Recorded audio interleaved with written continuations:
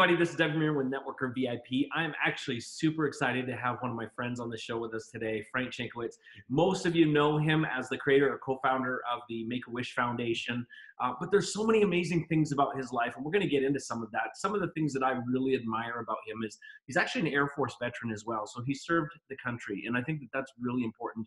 He also began as an Arizona Highway State Patrol officer on the motorcycle, so that's really cool. He and I have that in common. We love motorcycles, but he was also a homicide detective and so forth. So, you know, I think as we get to know him through this, you'll see that he really does lead a life of service. That's really a high priority and high value for him. He's received multiple awards, everything from the White House to, I think it's called the Call to Service Award from both President George W. Bush and Donald Trump. He's also received a variety of other awards, everything from the Make a Difference in the World Award from the U.S. Military Academy at West Point. He's got, actually get this, a star on the Las Vegas Hall of Fame, or a Walk of Fame, you know, so he's got a star there. You can actually walk by and see it right there on the street, which is pretty neat. And he's had the chance to just do some amazing things in his life. But one of the things that's really kind of cool lately that I think we'll probably get him in to talk about is he actually had a movie made about his life and his contributions to the Make-A-Wish, the creation of the Make-A-Wish Foundation. If you haven't seen it already, you have to. It is a must. And I have to tell you, like, I love movies. And when I saw this movie, it really touched me. And I'd have to say that for inspirational films, it's literally in the top, like, 3 of the best inspirational films that I've seen. And you're going to love it. If you don't cry, there's a problem with you. But anyways, we'll talk about that later. It's just so powerful. But I want to thank Frank for joining me. Frank, thanks for being with us. Doug, thank you for the invitation. Really appreciate it. Well, thank you. Well, what I'd like to do is, I know I kind of did like sort of the drive-by version of sort of who you are in your bio. And that's never really fair because I know there's so much that we could talk about. Maybe if you could just give us a little bit of your background. And I think it's even important to talk about even how you got started with the Highway Patrol. That's pretty neat too. Well, yeah, and I'm going back. I was born in Chicago. At age 2, my mother divorced my father, took off, never knew where. At age 5, and very happy years, 2 to 5, with my grandparents, my dad, my aunts, uncles, cousins. At 5 years old, the lady grabbed me on a kindergarten playground, said, "I'm your mother." I had no idea who she was, drugged me off, kicking and screaming. And for the next 5 years was from age 5 to 10, just survival. She took me up to Michigan. We lived in a tent in the summer times, old nasty houses in the winter time. And she's trying to keep me from my dad. She just said, "He's a nasty man. You should never be with him." And this is before the days of even still the old crank phones. No internet, no communication to how to find my father during that period. Always little rural schools, always towns we couldn't find us. Like I say, survival was the biggest thing, trying to eat, trying to just survive, but learn those survival skills. Then at 10 years old, my father, in fact, found us in Michigan, went to get the local authorities to arrest her. She grabbed everything we had, a bunch of much. She said, "We're going to Arizona," where I learned later that as a teenager, she had worked in Arizona. It took us almost 6 weeks to get to Arizona because she didn't have enough money for gas, for food, anything. So she'd get to one little town, get a job as a waitress, work 5 to 6 hours for some tip money, enough for gas and a loaf of bread, some bologna for the next town. And that's why it took us so long. We slept in the car all the time. Bathroom facilities were little creeks, little rest stops, and so on like that. But we ended up in this little town called Sligman, Arizona, and just outside of town, ran out of gas, ran out of everything. The first time I really saw her cry. And a rancher came by. She explained the situation. He took us in, and he had a little ranch house, but for the next 6 weeks, that was our home. And Sligman, Arizona, 500 people. It's a railroad town, a ranching town all surrounding. And we slept on the kitchen floor for the next 6 weeks, but we were covered. And his wife, the greatest cook ever, biscuits and gravy every morning. I mean, what kid wouldn't like that? That's nice. But at 10 years old, I started working full time as a dishwasher. Every money I made went to my mother so we could try and survive. We got a little travel trailer that was wrecked, but at least it was a shelter. And it didn't have working bathroom, but we supplemented that by I could go to the railroad worker's house and so on, and take showers and that. So we were existing.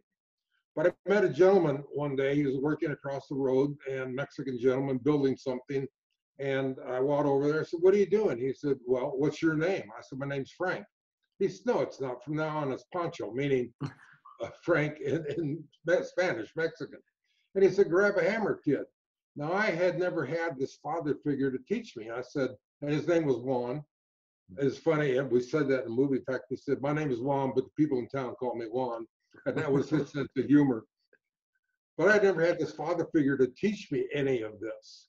And I said, "I don't know what to do." So I'm going to teach you. And he became my father figure, my mentor during his several years, teaching me carpenter, teaching me work ethic, integrity, how to build character.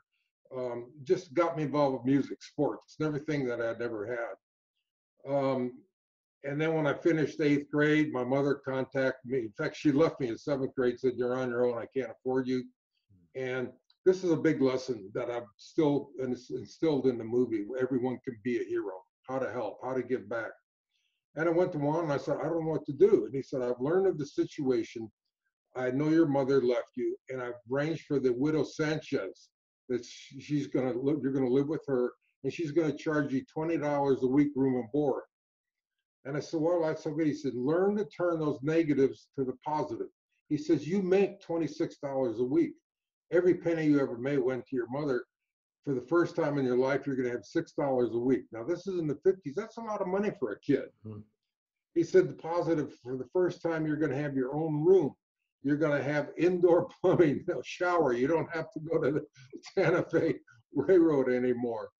That's a positive. She's the best cook in town. There was no argument on that. I didn't have to worry about meals anymore. And he said, and out of that, she got the first television set in Seligman, Arizona. The Mickey Mouse Club, the Hardy Boys. I mean, wow, for a kid, this is great. But, and the little town of Seligman, you heard it takes a village to raise a child. Yeah. 500 people, yes. I mean, so many people helped look out for me, make sure I was on the right and narrow, straight path, never get in any little trouble like as you approach your teen years, you might want to do. Everybody watching me. But at 8th grade, my mother came back. She said, "I need you to move to this town of Prescott, Arizona, where I still reside. I can't afford it. I need you to help take care of me. You need to get a full-time job." And I did that. And Juan told me, he said, "You may not have a love for your mother. You may not get along with her, but she's your mother and you always respect her." And I always remembered that, and I always did. But Prescott, Arizona, so great. All of a sudden, I could start playing in high school sports, basketball, football, track, working full time. Just a great high school experience. Following high school, I went into the Air Force. There was no college loans like there are now. I couldn't afford college, but went into the Air Force, and again, a great choice. Ended up I was supposed to go to air traffic control, what I tested for and accepted. Just as we were getting ready to go to the schools, they said, "You're air police, you're cooks, you're barracks." I happen to be the guys that were the air police. And I thought, well, okay, we'll see what happens. Well, that turned out to be a good career choice for the Air Force. I really enjoyed it. And Doug, in high school, I really got involved with World War II history, the Pacific theater, the European theater, and really studied Winston Churchill. Okay. And I was chosen on, and again, because of the work ethic that people have taught me, that all my superiors in that, I was chosen to be on the base honor guard, the base station in England. Cool. And because of that, when Sir Winston Churchill died, I was chosen to be on the final leg of his funeral procession as part of the honor guard. So again, all these people, this work ethic teaching me. But now we go after the high school. I went into Motorola. They were looking for veterans that had a top secret clearance, which I had. Motorola in Phoenix. This is during the Atlas missile program. And Motorola, what a great job. I mean, more money than I ever made in my life. They treated us so good, veterans. Used my GI Bill for college. Motorola also sent us to classes. But I got kind of bored. I never liked living in the big city. And several of my friends from high school, after their college years, had joined the Arizona Highway Patrol and kept saying, "Frank, with your background in engineering, with your air police experience, you'd be a perfect fit." I said, "Guys, I make in 1 week what you make in a month. I'm just not going to give that up." Yeah. For the first time I have a new car, for the first time I have a house. a small house, but I have a house. And, but I just started thinking about it. On a whim, I put in an application, and this is the days of sex, drugs, rock and roll. Now, this is the early 70s. And out of 1,000 applicants that put in for the Highway Patrol for that particular class, only 50 were accepted. The majority could not pass a drug background test. and in those days, if you even used marijuana at one point in your life, you were not accepted. Wow. And I had never been involved in any type of that drug culture. But a great career choice, because 42 years later, I finally retired from the Highway Patrol. But my first assignment was down in Yuma, Arizona as a car officer. And Wanda had always taught me, Frank, when you can, give back. Now, I had been involved, and you don't have to have money to give back your time. And I'd always been so busy with college, Air Force, everything else. But down there, I was taking college classes also. And a football coach came up and he said, I know you're a coach from high school. And he said, I know you're pretty good in sports. Have you ever heard of Special Olympics? And I said, well, Coach, no, I don't know what that is.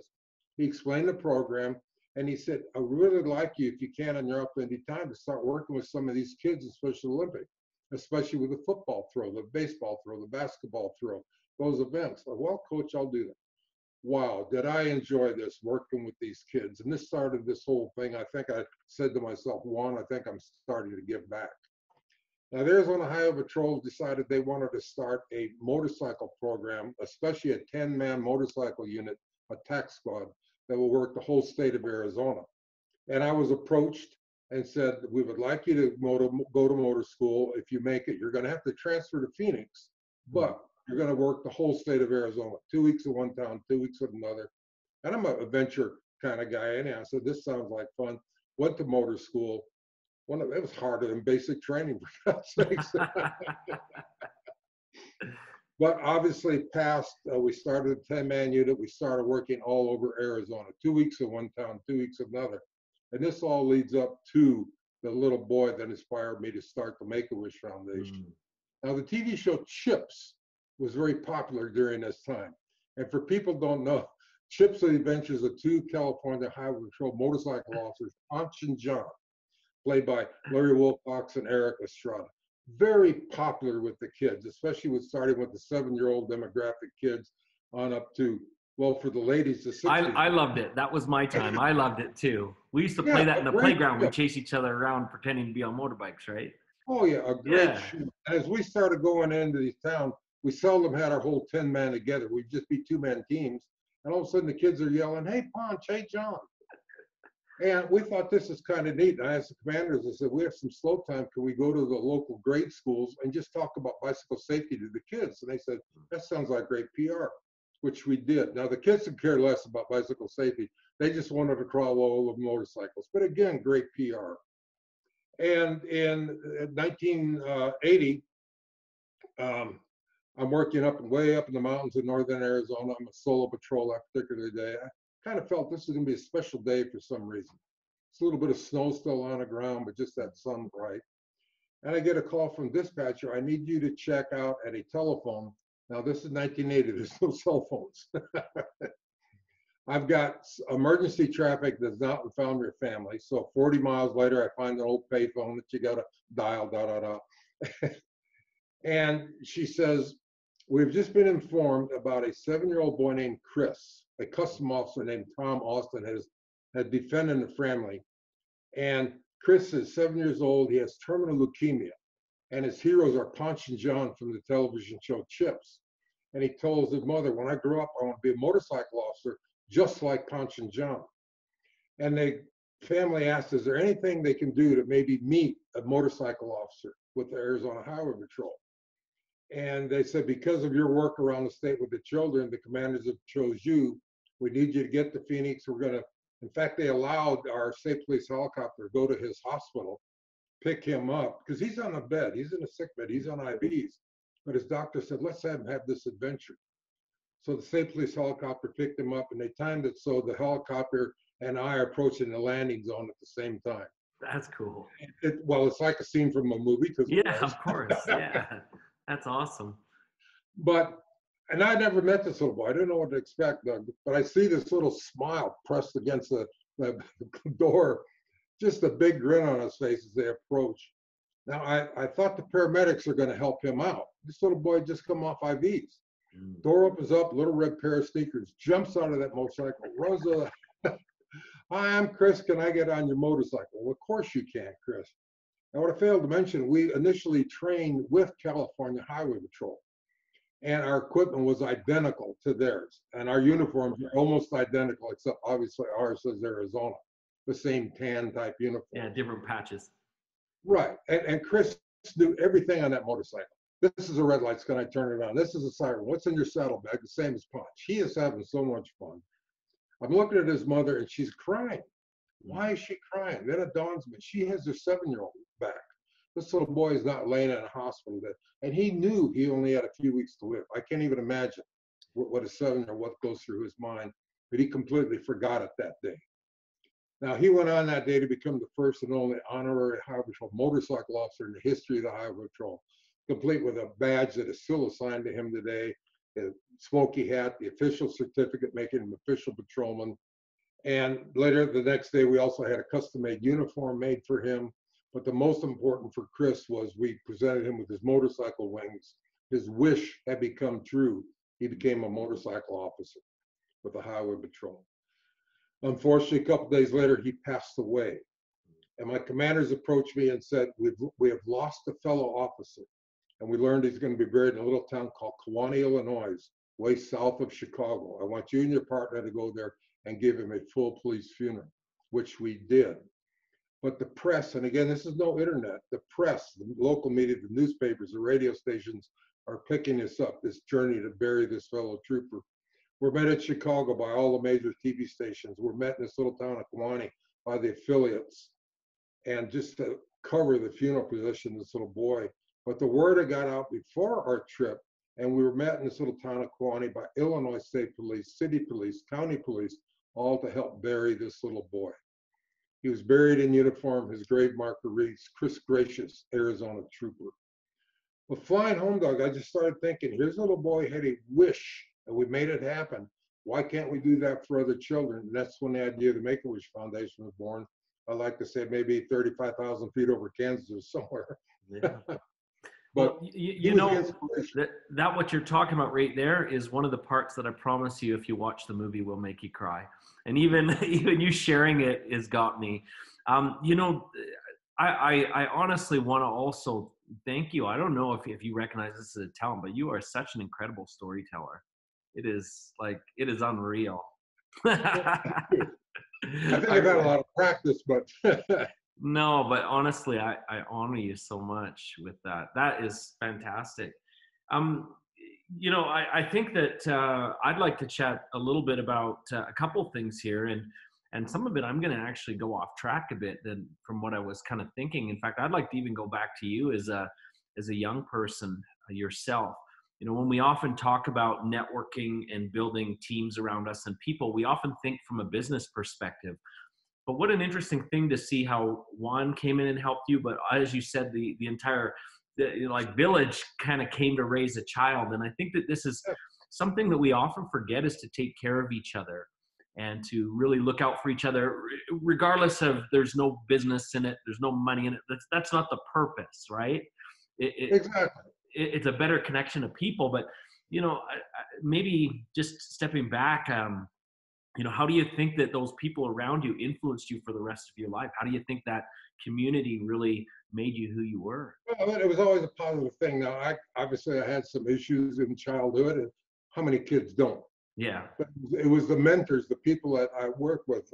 And I mentioned going to high school in the town of Prescott. This is before Pop Warner football. I really wanted to learn football. I was on what they call junior high basketball team in Seligman. In fact, I was the only white kid on the team. They were all Indian kids from the local reservation that could run forever. And it was such fun because I had that nickname. I'm tall, red-haired, freckles. And they introduce all the Indian kids, and they say, and here comes Frank Shankwitz, the only white kid that comes running out. That's so funny. But going into high school, and I tried out for spring football for the high school team. And the coach says, "You're going to be on first stream. I don't know where you got your training, but this is great." And Mm. then they check and they want to put me back in eighth grade because my math skills were not up to the standard of a bigger school. And the coach says, "I'm not going to let that happen." And work all with me all summer on algebra and so on. And then I took that test again and get accepted into the freshman class. But again, coach is taking care of me. My employer, I worked all through high school. I worked full time after school, put in my 8-hour shift, get home at midnight. But would come football games or football dances, especially after game dances. Frank, you will go to that dance. You're going to learn to socialize. You're going to be with your friends, your girlfriends, and so on. But and then afterwards, you've got to come back to work and finish your shift, which may be till 2 in the morning. But again, giving me those opportunities, and so much, especially in the town of Prescott. And that's why when we were going to film Wishman, uh, Arizona doesn't give tax credits anymore to the film industry. And I lobbied very hard to get this done in Arizona, especially in this hometown of mine, because Hollywood brings in obviously several $1 million during Oh filming. yeah. And I wanted to give back to this community that helped me so much as a kid. And now my classmates are now the business owners and so on, and Yeah. they're They'll benefit. so we did. We get that's all part of it. Give back. Yeah. That's totally awesome. That's totally awesome. Well, let me ask this: like, as you began to get this idea that wow, Make a Wish needs to be something, how did you, I guess, find the support and the help to kind of give it legs and give it the foundation that it had? Well, it was difficult at first, Doug. Everybody who was involved with helping Chris, I went to them and said, "Hey, I've got this idea. Explain everything I want to do. Start the foundation." And they said, "It's not going to work. It's a bad idea. Nobody's ever heard it like this." And in Arizona and most states, per the Corporation Commission, you have to have 5 total founders that start a nonprofit to submit your paperwork to IRS for your 501c3. And when Chris's mother finally came back, she was a divorced mom, single mom, came back to Arizona. I approached her. She said, "Yes, let's do that." But finding 3 other people took several months. Mhm. And I just kept pushing and pushing. And how do you start a foundation also? I was the first president and CEO, but how do you do it? Anybody remember library cards? Go to the library, okay, this is how you do it. But I also luckily had a friend that was an attorney, and that's not an oxymoron, by the way. Yeah, there you Attorneys, go. There you go. And friend, wow. Yeah, that's but funny. just approach him. "Hey, can you help me do this?" And so many people, again, you know what? I think you have something here. I think you got a great idea. And we finally got it together, and it was in. Now, Chris died in May of Mm. 1980. By November of 1980, we got our 501c3 and became an official foundation. And then in March of 1981, we granted our first official wish. But during the time of putting this together, I'm a police officer. I'm working full time. Yeah. I'm trying to put the foundation together. And even when we got this together, the director of Arizona, or the Department of Public Safety, called me and he said, "Frank, I know what you're doing." He said, "I'm going to support you all I can. In fact, you can use the Watts line." That was before the days of telephone, because they charge you for every call. You could use the equipment in the offices, but I want you to give me 8 hours of work. And if it takes you 15 or 20 hours, you're going to give me 8 hours of work. Because I was one of those guys that always was high on the DUI, the drug arrest, everything else. And I respected that man so much that I did just that. But the time wise was just It's exhausting. crazy. Yeah, it's crazy. Well, I think that's what a lot of people miss is when you're starting something new. Sometimes you really got to make the sacrifices and go beyond what you're currently doing to really make an effect. So, when you started getting, once the foundation was now active and you were out there looking to, start granting wishes, how did the relationships that you had in the community and with others help things like funding the wishes or finding people who needed the support with a wish, and how did that work out? Yeah, and again, it's so basic when we started. It's just literally started in obviously in Arizona with the Mm. founding chapter. Um, and one of the big things I based the foundation on character, integrity, accountability. And also, I never took a salary with all my time with Make a Wish. I never took a salary because a lot of people might be thinking, "Oh, what's this police officer up to? Is he trying to earn extra money?" And that's why accountability and transparency. Here's the books you can read Yeah, anytime you yeah. want. you can find out where the money's going to. You can see it's not going. In fact, I'm working part-time jobs to put into the Yeah. foundation. But we did our first official wish in 1981, March of 1981. When we started this, Doug, it was for children with terminal illnesses. Leukemia was a death sentence. None of these children survived. And that was changed about 20 years ago, but children with life-threatening illnesses, because through the grace of God, modern medicine, more and more children, in fact, are surviving. But little boys, again, 7 years old, and I was the first president CEO, and I was his wish granter. When I interviewed him, you know, his nickname was Frank, Mexican boy, Frank Bopsy Salazar was his middle name. And he got a big kick out of that. I was Frank Poncho. So we were both Ponchos talking to each other. Nice. And a child gets to wish he can be something, he can go somewhere, he can have something, he can be someone.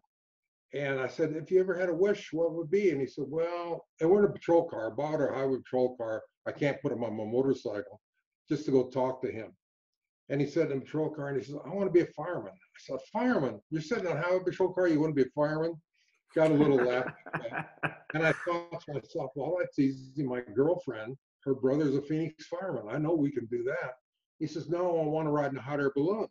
And I thought, wow, that's easy. I've got friends up in the Prescott area that own a hot air balloon. We can do that. And he said, no, I want to go to Disneyland. And oops, we had never thought about an out-of-state travel wish at that time. I moved brand new. We got maybe $1,000 in our bank account or something. Yeah.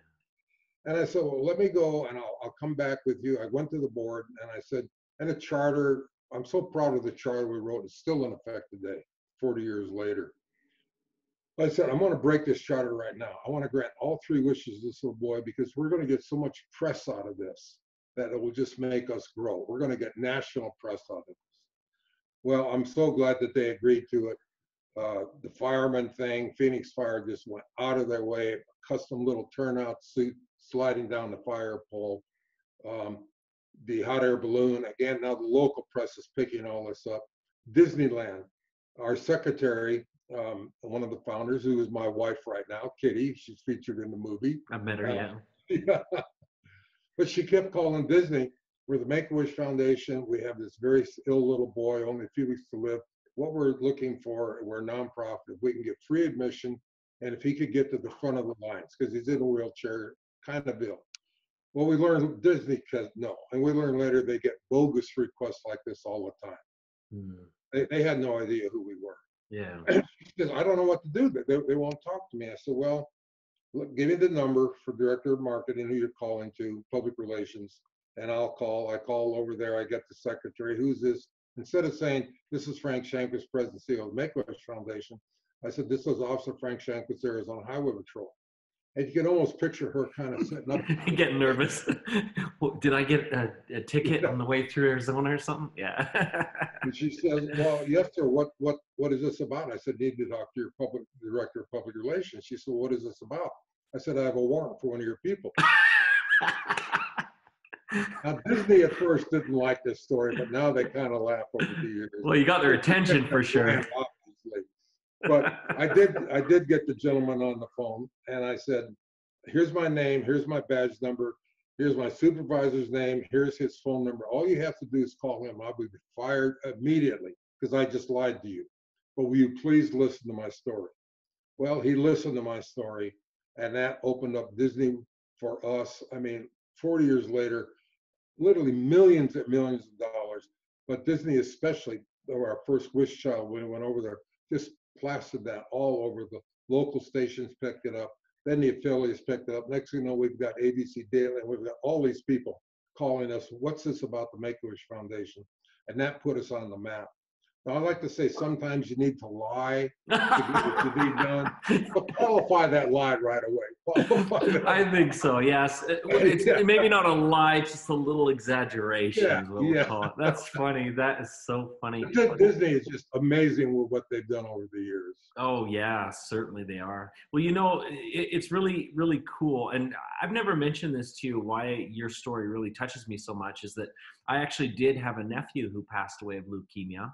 And he was about 18 months old at the time. So, you know, obviously he was too young to articulate maybe what his wish might have been. But I've seen the effect that it's had on families and on parents and on everyone, right? So it's a big deal, right? Like Well, it is. It is. And you mentioned the age. It's from 2.5 to 18.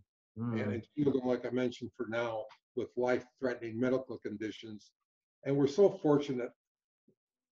Well, because of Chris, because of the inspiration, this one little boy who wanted to be a motorcycle officer, we're now at Make-A-Wish chapters in 45 countries on wow. 5 continents and 62 chapters in the United States. And we've granted over 500,000 wishes to children with these life-threatening illnesses.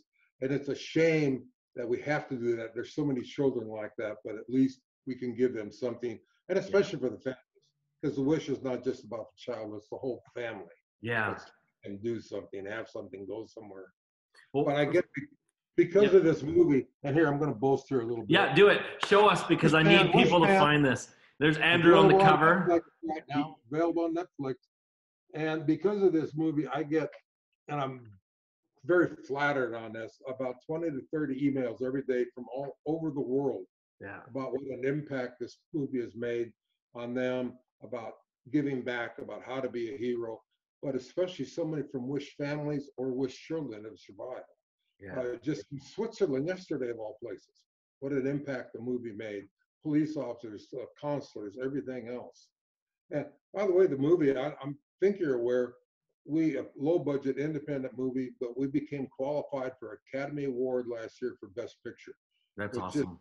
what a Yeah. shout out to the cast, crew, director, And writer, it's every worth it. Like it's totally it's of that caliber of a film. In fact, when you just held it up there, like Andrew, who's on the cover, who played you, man, he did such a great job, didn't he? oh yeah. Andrew Steele, there's again on the cover. Yeah. This is a young man from Australia, and this was his first leading role in America. Yeah. And he worked so hard on this, like you mentioned, for a year and a half. He worked with me, and because number one, we had to lose that Australian accent, but we had to send him to motorcycle school, not only for regular motorcycle riding, but then we got a retired CHP motor officer to Yeah. show him the police way. Nothing, no offensive to motorcycle riders, but a little bit different from police riding to civilian riding. Then we had to send him to weapons training, handling a weapon. But this man worked so hard, and I think he did obviously a great job. He did. And he's such a nice guy too. He's really awesome. So And congratulations. no, I think one of the Yeah. fun things, I mentioned Chips earlier, and I had met Larry Wilcox several years ago, and we stay in touch. Now, Larry Wilcox played John Baker in Chips. Yeah. And when we were getting ready to cast, I said, Larry, would you do a cameo of this movie for me? He said, of course, I'd be happy to. And then we're thinking about a motor sergeant that plays my motor sergeant. I'm looking for somebody that had that same personality. I thought, whoops, Robert Pine from Chips has an identical personality. He Of plays course. Sergeant Care in Chips. Had Larry introduce me. He read the script. He said, oh my God, I want this. He went and did the audition. What a gentleman to have on that set. I mean, he was so much fun, especially when those two were together. Yeah. Well, it was Yeah. probably family reunion all over again for those It guys. was, yeah.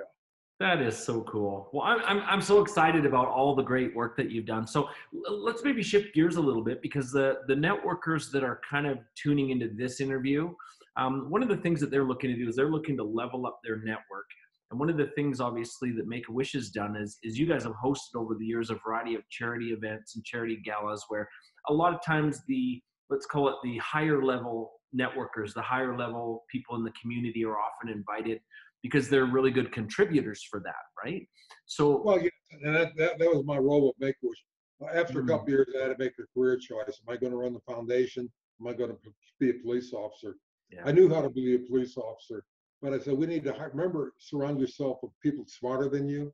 yes, And that's a great decision the board made. Let's hire somebody for the first time to run the foundation that has a background in nonprofits, which they did, which helped make this foundation grow what it is today. But Make-A-Wish kept me on what they call the Wish Ambassador for almost 35 years. And just what you mentioned, to send me out to network with the business leaders, the community leaders, to get them involved with the foundation. You can't have a nonprofit unless you obviously have the supporters. yeah, But that networking, like you mentioned, is so, so important. And especially staying in touch. It's not just hello, goodbye, thank you, I'm glad, give me a check. But to stay in contact with those people all the time, to mention their names, to get that and especially corporations, I like to say, how to advance your brand. It's nice to just write a check and give it to any nonprofit like that. But let's blow it up a little bit more than that. Let's get TV. Let's get everybody involved. Look what this corporation is doing to help of the community. Get that really out there, and it's going to advance your brand. And people remember that. Yeah. They remember that. Hey, this car dealer, look what he did. You know what? I needed a car. I'm going to go over here. Yeah. Well, I think that's it. It needs to be a win-win synergy, right? It's nice to get the check from them, but they also need to feel some form of value from that as well. So how did you select who you would include in the charity events, or that you'd reach out to? How did you sort of headhunt people that would be a good fit for, because I suppose it was more than just getting a check. You want people who resonate with the mission too, right? Oh, yeah. And especially if you're trying to develop boards, your nonprofit boards, you get those community leaders. And I always like to look for the ones that say, I'm interested in being on their board. My first question is, well, how big is your Rolodex? Because you need those people that know everybody in the community. Yeah. I'm a stranger. I go into New York City, I go into Seattle, whatever it is, and meet these people. But right away, just start, and I don't want to say smooth talking, but listen, how can you help us? But also, how can we help you? Yeah. What can we do to advance your brand by you helping us? Yeah. So here's a question, and I want to be kind of delicate when I answer this or ask this. The truth is you're one of the most positive people that I know, and and I've never heard in my entire time with you, I've never ever heard you speak ill of anyone. You're very, very open and kind and receptive to everyone. But I understand that, as people would come into your circle, there might be those who are takers, or people that will not edify what you're doing, or even people who, again, even now want to be part of your circle, and they're just not the right energy. What is it that you look for in someone that you want to bring into your field of influence, if you will, and people that just, you can see some things that you're like, not so much, right? Well, yes, and a lot of that comes from my personal training as a police officer. I mean, you've learned after 42 years, you're trained how to read people. Yeah. Look at the eyes, look at the inflection of the voice, and so on. But I can determine right away if it's about them or if it's about us, meaning like us, the mission, Yeah. whatever the mission might be in the business world, in the nonprofit world, whatever it is. I do a lot of private consulting, how to develop your nonprofit. And then when the first thing some people say, well, how much salary can I take? Yeah, I said, you know what, we're done, because it's about you. It's not about what you're trying to do to help somebody. Yeah, it's like the guy skimming out of the casino. He's just looking to see what he can walk out the door with, right? Oh well, my I gosh. do that myself, but Fair enough. yeah, no, but Wow. just I can read the people that they want to help somebody. And again, like I was taught, you don't have to have money to give back. You can give back your time. Yeah. And that's why right now, I'm not associated with Make-A-Wish Foundation right now because it was a conflict of interest with the movie. But it has allowed me now to sit on 7 different nonprofit boards across the United States, helping to develop these new nonprofits, helping to support, giving them ideas. And people say, you have any free time? No, I don't.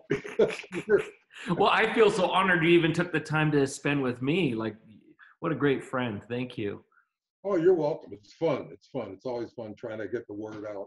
Yeah, So, of course. Of course. So now, when you were out, I guess, growing Make-A-Wish, and maybe even into the point of the movie, right? Because the movie also requires a team to build this. I've built enough movies to know that you can't do it by yourself, right? right. How have you, I guess, gone out to increase your network? Like, what are some things that you're doing? Where are you going? What kind of groups are you part of? And when you're out there building a network, what are you looking for? Well, I'm so basically I'll have a social media, Mm-hmm. Facebook, and then the typical LinkedIn and Instagram and so on.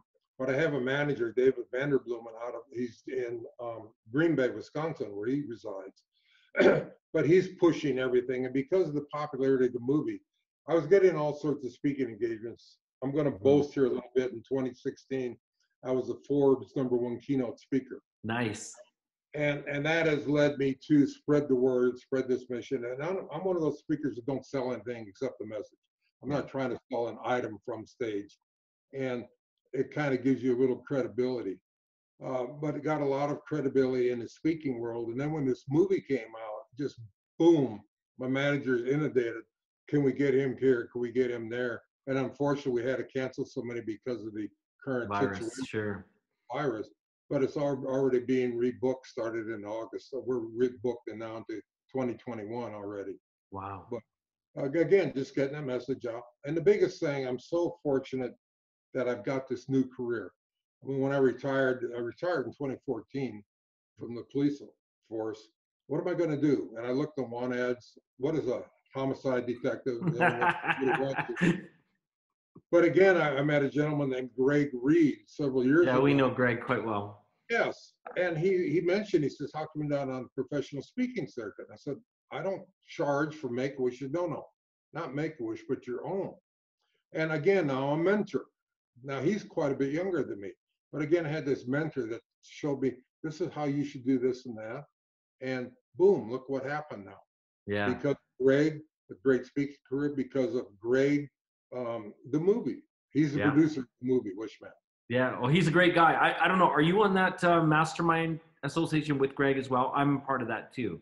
Are you involved in that? Yeah, so we're on the same mastermind with him as well. Right. So I haven't made the last 2 meetings because they're doing them remotely now. But I haven't either because so busy.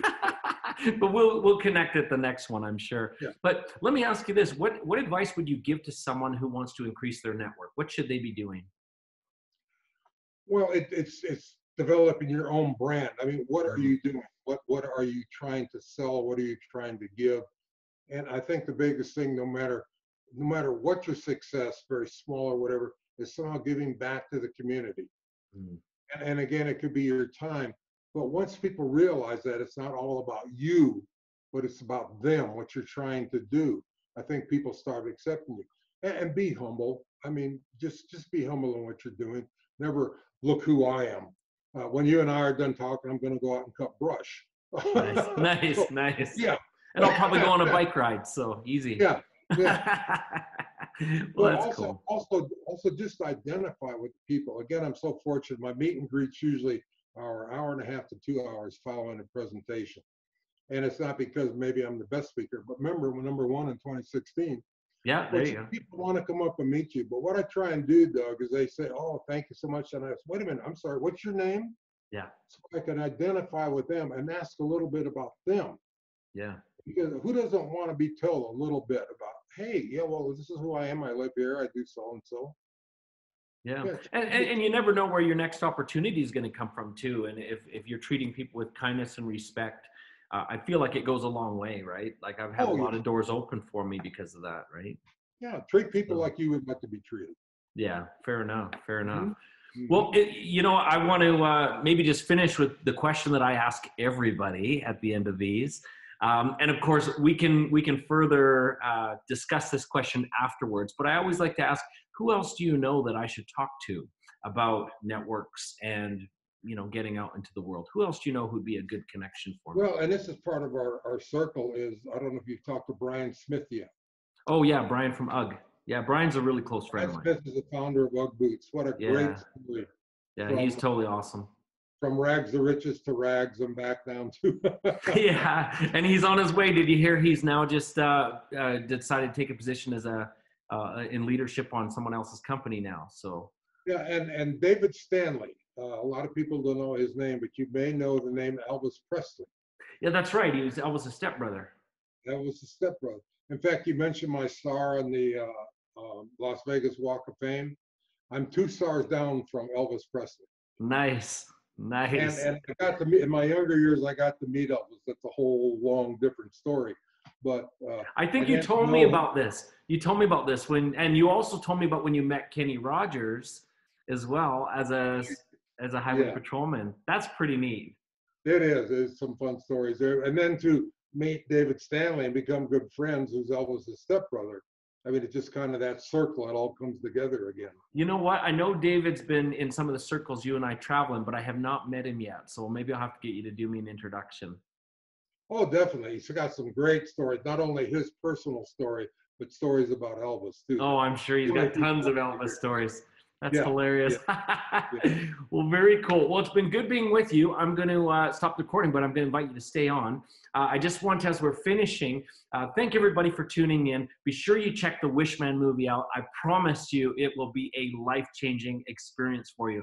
The movie, hold it up again, please, Frank. There we go. It On is Netflix, on on Netflix. Netflix. And I'm telling you, you're going to want to watch it more than once. Gather your And family around.